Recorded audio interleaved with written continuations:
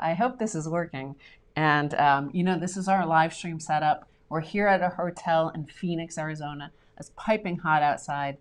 Luckily, the curtains are orange, and we are microdosing the airlift out of Kabul. Yay, we're out of Kabul. Hi, I know everybody's coming into town. People are in air right now as we speak. So, let us know if you're hearing our audio okay. This is our new audio setup. The room is like, you might hear some noise in the background because it's the air conditioning being piped in. Super hot here. And, not as hot as Kabul. No, that's, it's an interesting development, isn't it, politically? Where do you even start? So, on the same day that the US dollar became 50 years old, right? 50 years on August 15th, 1971, it was born. We have an all fiat standard. And once again, yet another empire has ended straight in Kabul in Afghanistan, as we said last week, because of the decentralization of their setup. There's no central organizing force. Yes, we see the Taliban, but they have to use overwhelming force, just like the U.S. military. Their grasp on power, I think, is just about as firm as the U.S. military with their weaponry and their violence. So at the end of the day, however, to rule somewhere like Afghanistan crumbles empires because it's decentralization versus centralization. The other thing that really stood out to me was our president that we had installed there into Afghanistan fled with so much money, 4 cars and a helicopter, literally a helicopter filled with money that he couldn't fit all the money on it. So apparently he left millions of dollars on the runway in Kabul. So, there's a huge amount to talk about. I think the end of empire, the 50th birthday of the US dollar, was a fitting timing moment to have that situation at Kabul airport where we saw people dropping from planes. We saw the chaos. We saw the end of that empire. Right, yeah. There's a lot to talk about. It's hard to where to start. It's, I guess, like I was thinking, watching those images, that there were people surprised about this. That seems odd to me. At no moment over the past 20 years did I ever think this was more than a hoax that was going to end like Saigon in Vietnam. I mean, it was so, it's anticlimactic. The Vietnam was dramatic. This is farce. I think it was Karl Marx or somebody who said that history repeats itself as a farce. So and now we're into the. I'm sure within 5 years, America will be sending our jobs and our factories to Afghanistan like we do to Vietnam, and it's a big waste of money. And but they print a lot of it, and there's no cost to them, and they steal most of it. So, the Grand Canyon could be a place to just drop money into it until it fills up with all that fiat money. That could be a good exercise. Makes about as much sense as at the Afghanistani hoax. There's some more of wasted time and money in Afghanistan. And but I guess going forward, Afghanistan will be within the American context. There's no strategic purpose to it, and they ostensibly the idea was to go get the 9/11 perpetrators. I think Biden mentioned that in his speech. So $2 trillion, and they don't know how to read a map, right? So they tried to go to Riyadh in Saudi Arabia, and they landed in Kabul. Okay, that's how stupid these people are. They should spend $2.99 getting a map, and that Saudi Arabia is a whole different country, right? Afghanistan's a different country. So how do you spend $2 trillion in 20 years trying to find Saudi Arabia? It seems odd to me. Well, the fact is, we were never looking for any of the so-called terrorists of 9/11. We were looking for a way to plunder, right? And this is something that we've covered on Kai's Report for years. The Ghani, the president that we installed in Afghanistan, he fled with helicopter money, just like Wall Street fled with a helicopter money of 2008, 2009, trillions thrown at them. Nobody knows where it went.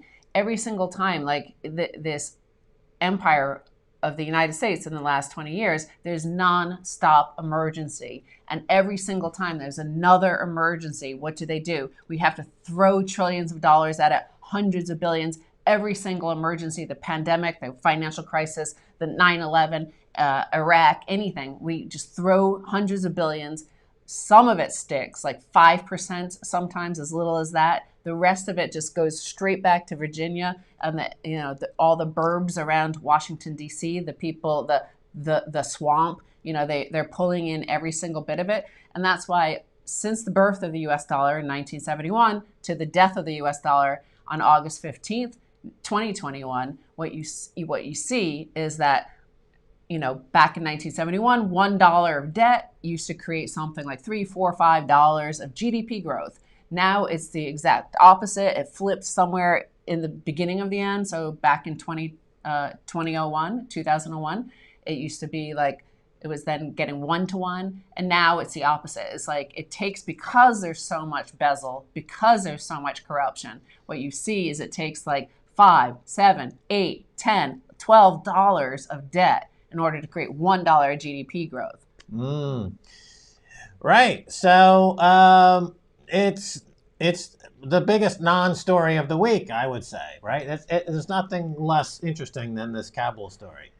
It's stupid people doing stupid things with stupid fiat money, predictable results, and it's hard.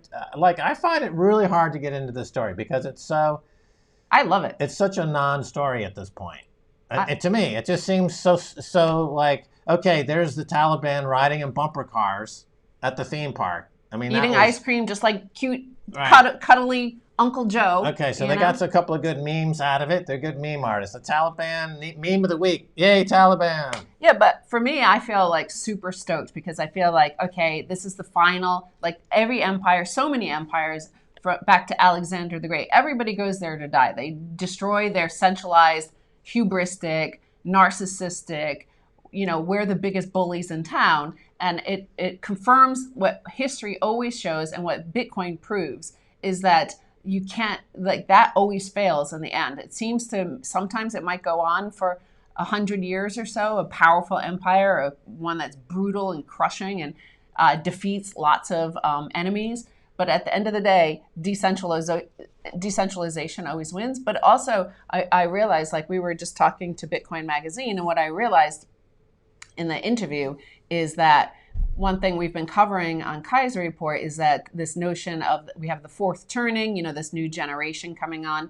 Then we have the Thucydides trap, which has happened also a cycle throughout history, thousands of years. Rising empire starts to displace a declining empire. And we see that with China versus the US. And then it usually ends violent. But the thing is that we have Bitcoin at the same time. So I think Bitcoin will prove to be this Thucydides trap. And it's the final. It ends. It's the rising superpower that will end the Thucydides trap once and for all. Yeah, this is the beginning of the Bitcoin becoming global reserve currency, right? And we've got it in El Salvador, just 20 days away when Bitcoin becomes legal tender. Bitcoin is over 30% of Nigerian day-to-day commerce and growing rapidly. It's having huge impact in Vietnam and Chile. And I'm sure the Taliban, they would start using Bitcoin. I mean, that would be a big plus for Bitcoin, big plus for everybody, really. We don't exclude anybody, because Bitcoin changes you. You don't change Bitcoin. If you're interested in human rights, women's rights, all kinds of rights, then you would want to be on a Bitcoin standard because it demonetizes war, and what's left is peace. It's all good. Right. So again, we're in Phoenix. We're getting ready for our Fuck Elon tour, Phoenix edition. No fucks given tour going around the world, and no fucks given is very important. The biggest no fucks given is going to be on Thanksgiving, when, of course, most Americans will be out, spending all their stimmy. I see that there were big headlines, trending topic over the past 48 hours or something, while Kabul is falling, and while the disastrous images looking like Saigon 1975. What Joe Biden announced on that day that, we had the airlift out of Kabul. What did he announce? Hey, 25% expansion in food stamps. So yet more money. We have all the 3 stimulus checks so far. We have the enhanced unemployment benefits still going on. We have no rent needing to be paid. So it's like bongo crazy land here in America. Continues that we're like I kind of feel like this looks like a hostage video. We're being held hostage by the fiat warmongers, right, out there. It looks like David Lynch directed this one for some reason. I don't know. There's the curtains in the back have that. But, all that money printing increases inflation. So net, the people getting the food stamp increase, they're going to pay more than 25% in price increases on the food. So it's a way to, that seems, again, the money printing causes inflation at a greater rate than your purchasing power is. So it's a way to go broke. Check out Venezuela, but the U.S. is they're really addicted to this money printing, and I think I have a good idea. I think they should object.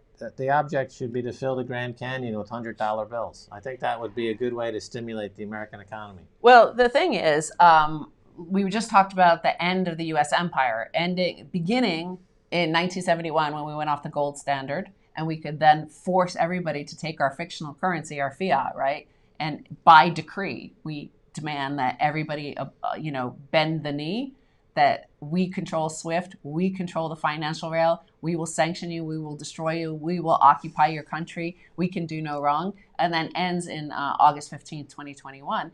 And with all what we're seeing at the same time is this escalation, a rapid rollout of more and more bread and circus, right? So the bread is the food stamps. They've just increased it 25%, the most in history. They'll probably do another 25% by Christmas. Maybe they'll do 50% for a Christmas present, right?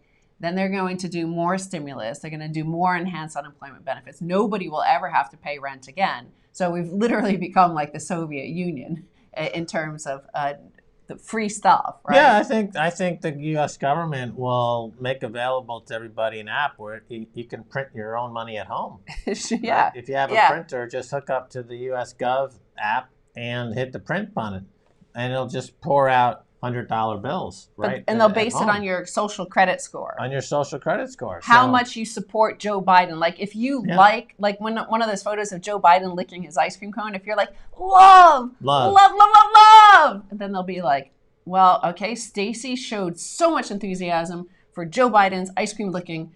She's going to get 50,000 social credit points. Right.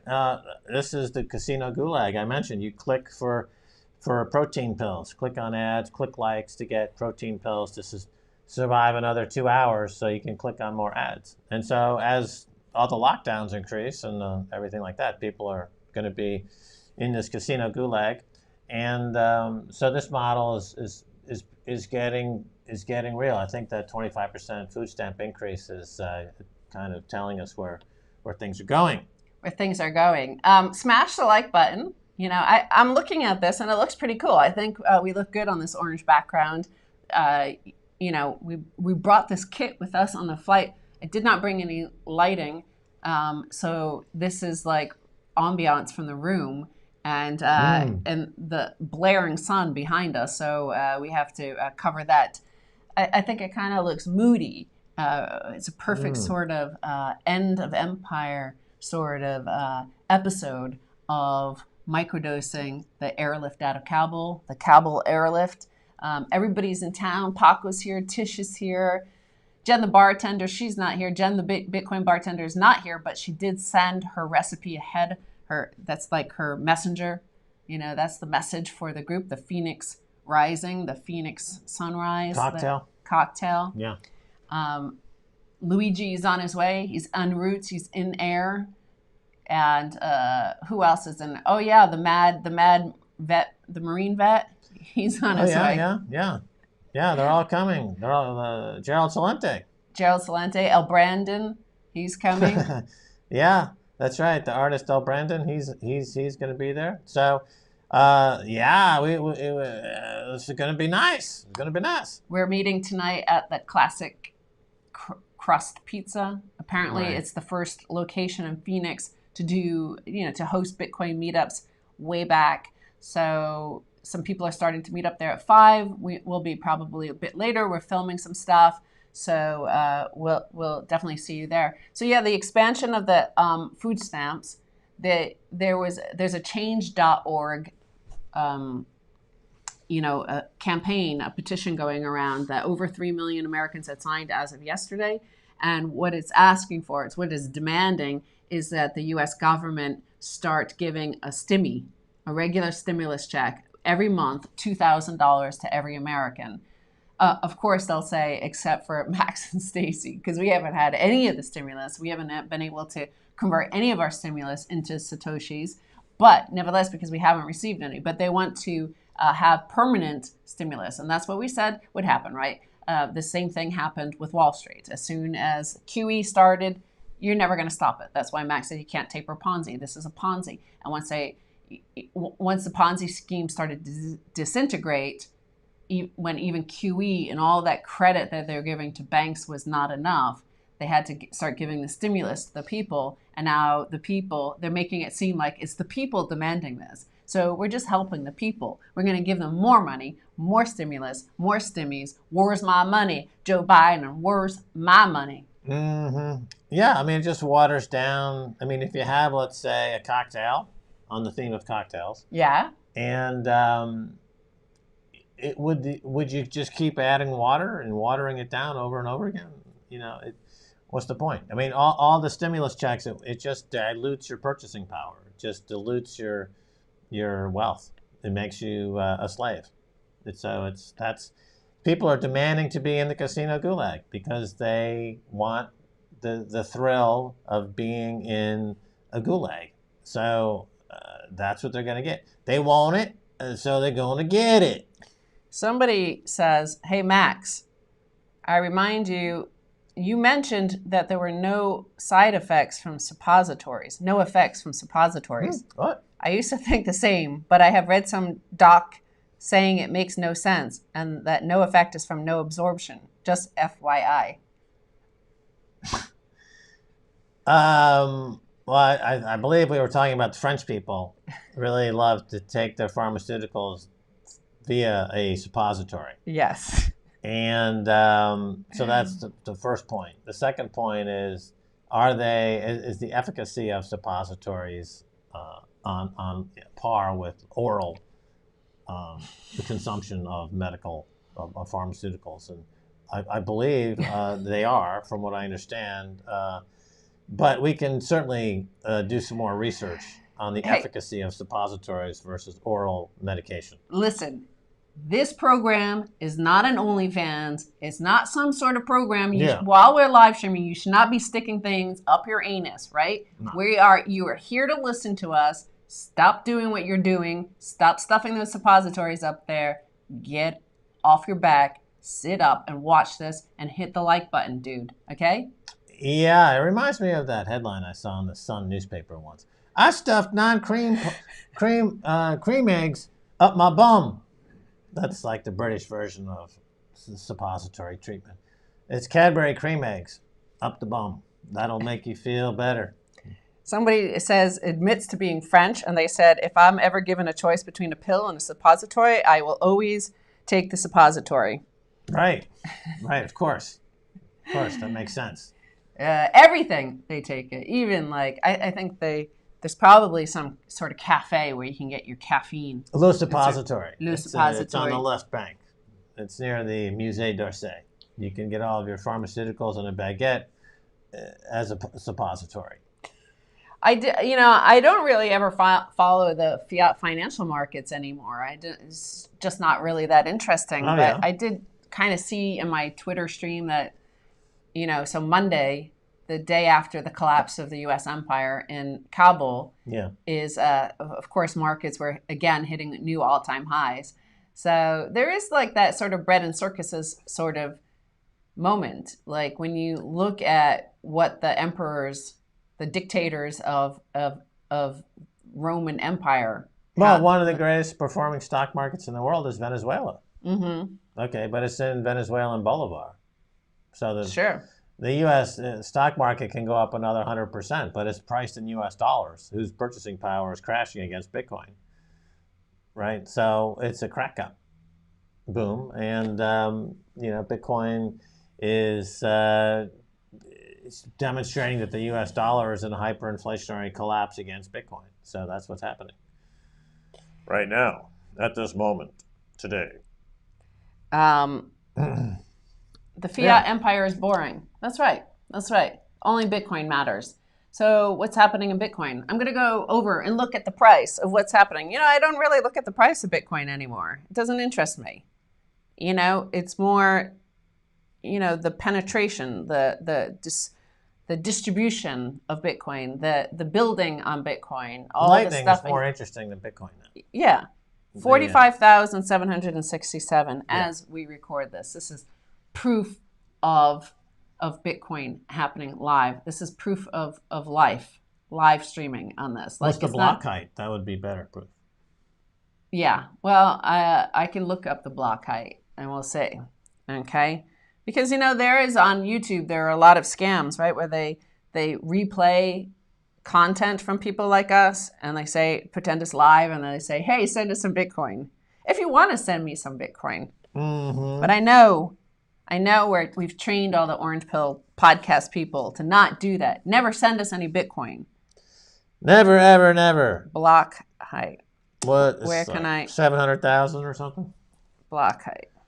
710,000.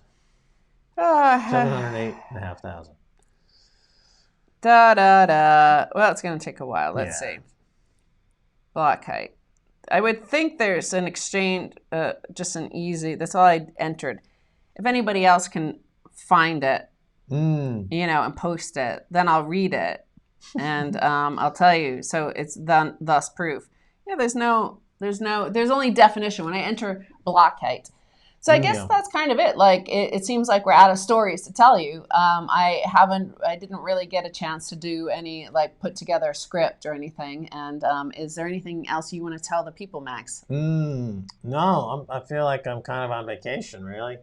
Here we are in Phoenix for a few days, and it's nice and sunny. And